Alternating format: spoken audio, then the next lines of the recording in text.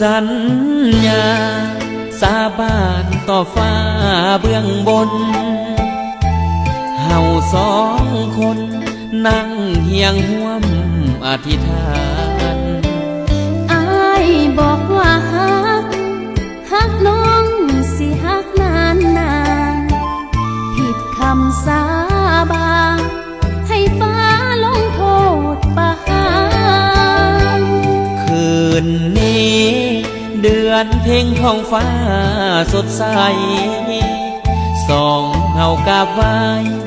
สิ่งศักดิ์สิทธิ์ช่วยเป็นพยานฮักเดียวใจเดียว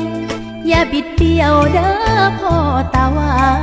หักสองเฮาขอให้ยืนนานสาบานต่อสิ่งศักดิ์สิทธิ์ผมลิขิตชีวิตสองเฮาหากันรวยจนนั้นบ่สำคัญสองเฮานั้นสัญญาที่ใจจะอดหรืออิ่มเฮาจะยิ้มดังฟ้าแจ่มใสบ่ดนสวรรค์เป็นใจคงได้สมปรารถนาสาบานนงขาน้องอย่าเปลี่ยนใจอย่ามีคนใหม่ย้ำไกลอย่าลืมสัญญาอ้ายก็คือกันอย่าแปรพันย้ำอยู่ไกลตาหากสองเฮาเหมือนจันทร์คู่ฟ้าให้ผิดสัญญาให้ฟ้าลงโท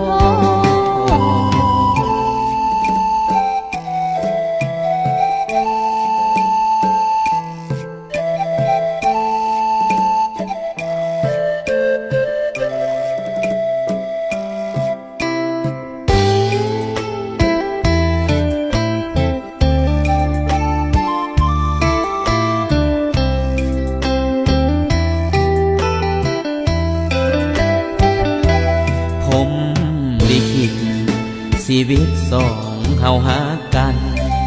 รวยจนนั้นบ่สำคัญสองเฮานั้นสัญญาที่ใจ